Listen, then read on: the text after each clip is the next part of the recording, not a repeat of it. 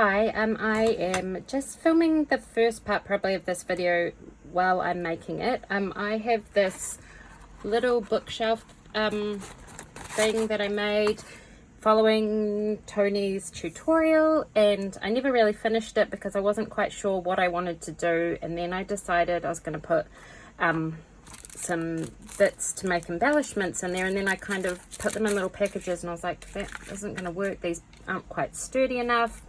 I don't want to get rid of it because I really loved how the project turned out, and I thought, what could I put in there? How could I do it? I want to put lots of little envelopes. So I was playing around and I made a little box, and I thought for the extra ones I might put like you could put a window in the front, or I could put like a little mini version of what I'm going to put in there on the front. But this is just a trial, and while I make the other ones I thought I would film the process and share how I did it and share my measurements, because I used the measurements that Tony shared on her tutorial for these little books.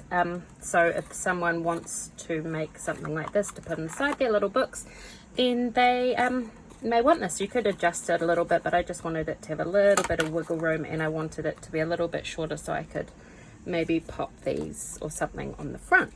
Okay, so I'll link Tony's tutorial down here, although it seems like everyone is already making them. So anyway, go check out Tony's tutorial if you want to make this gorgeous little shelf of books that she made inspired by pink and yellow sequins. And I will share with you how I made these little boxes to go inside. So I will list all the measurements down below, but you are going to need a piece of paper 7.5 inches long and 6.5 inches high. For the way that I'm putting them in, you will want your pattern, you know, if you've got something like a directional pattern, you'll want it to run across like this. Okay, so I've already scored this box, but let me show you how I score my box. Well, the score lines you'll need to do to create this box. So run the sorry for my gross everything that's on here, it's all dirty, but if I don't do this now I'll have the idea and then never share it. So what you need to do is score it 1/2 inch down there, and then 1.5 inches, and then 4 inches, then 4 inches, then 1, 2. Eek. What have I done wrong? Oh, no, 4 inches. Gosh, it's like I've totally stuffed this up. 5 inches, and then that's at 7.5. So there, that's your long ways, and then you want to spin it 90 degrees clockwise, and then you score it 1 inch. And then now I can't even remember because I've lost my piece of paper. So then the next score line is at 4 1/4 inches, and then 4 3/4, and then 5 3/4. Okay, so 1, 4 3/4, 5 3/4. Okay, so there you go. I'll just do one more, fast forward through this, but if you don't want to watch again, just so you can, I can remind you. So 1/4 inch, gosh, what am I saying? 1/2 inch, then 1.5 inches, then 1, 2, then 4 inches, then 5 inches on that side, turn 90 degrees, then 1 inch, 4 3/4, 5 3/4, and you're done. Okay, so let's take away the scoreboard, and then I will show you. What I do first is I fold all my lines just so that they're all nice and creased.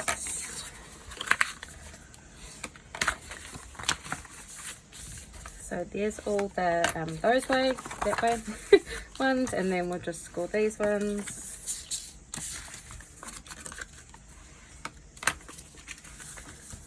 So here is the your box, or what is going to become your box, and you're going to I'm just going to cut them this way. So I'll just with a pen just show you where you're going to cut this one out, this one out, this one out, and then this one, and these two. So they're the ones you're going to remove. Can you see that? So I'll just cut them out first. And I always find it really hard when I'm cutting, especially with these horrible scissors, but that's alright. I'm just going to keep going because I've got them here. Like when you cut these bits, especially with big scissors, like I'm just going to try and find some. When you use a scoring tool, like do you cut in the middle of that like lump, or do you cut on the edge? I just sort of cut on one side or the other and try and keep it the same wherever I cut. And then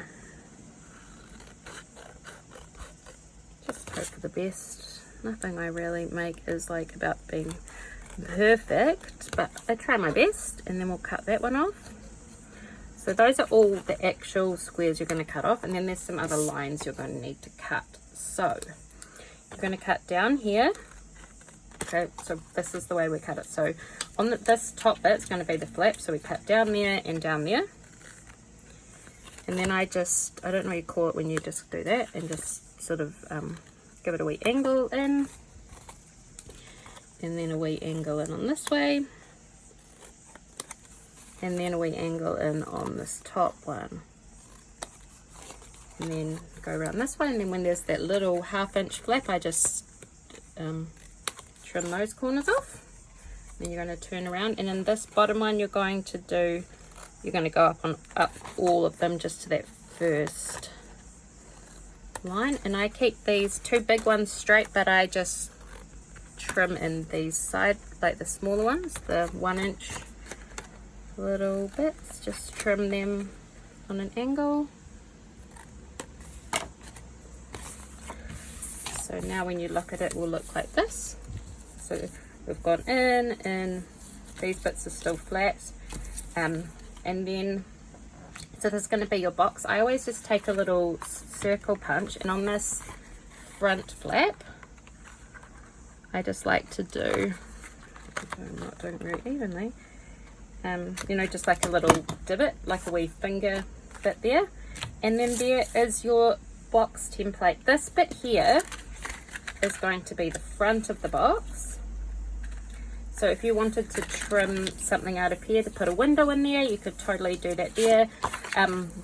If you want to stitch on the front, you could stitch like a wee shaker on there, but I'm just showing you the real basics for this one. And then I will, I might go ahead and decorate this, because I probably do want to put a little bit of stitching on here. So actually, now that I've just said that, I might just go and do a little stitching on the front here, and I'll come back and I'll show you how I'd stick it together. I'll be right back. Okay, so I just did like a little wonky square around there, just because if you're going to want to put anything on the front, it's probably going to be easier now while it's flat. But that's all I'm going to do, and then I'm going to decorate that in some other way. So what you need to do, I flip it over, and what I do is you need to put some adhesive down here. I'm just going to use this little roller tape, but probably in reality, if I was actually making this, which I am, I'd probably generally use something a bit stronger, just because it's, you know, it's tougher.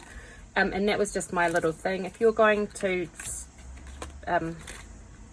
want to adhere that one down, and you just fold it on that like that, it'll go down nice and straight. And then I'm just also going to put some on this, so the one below here, below that front, is going to be I just did it wrong anyway. When you fold in your bottom, I fold in the two short sides, and then I'm going to fold in one of the bigger sides and then the other one.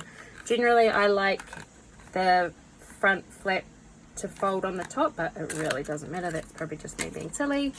And look, push that down like a little carton, and there is your box ready to go inside another one of these. So let's grab this one. This one's got all the little and then that just fits in there. So when you open this, you can put all your little goodies in there. This one, I've just got some little packages. That one's going to be a little bit too long to fit in this box, but if I trim it down, even more than I already did before, it might fit in there. Just.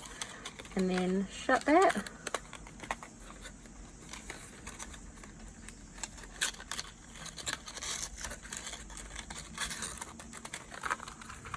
And then that goes in there, and then you can just decorate that little box however you want. Then tie up your little books for the bookshelf however you've decided to do them. Follow Tony's tutorial because I forgot to even add the ribbon. And look, that's got I haven't even finished this, but I just wanted to show that's a really good way of keeping whatever you put inside the box together, and it's a perfect little size. So I will leave the measurements down below. But there's lots of tutorials out there for making boxes. I know that other people have done them. I certainly didn't make them up, but I'm going to go and fold up the rest of these and then finish packaging up my books, and then maybe finish decorating them so I can share them with you guys. See you later. Bye.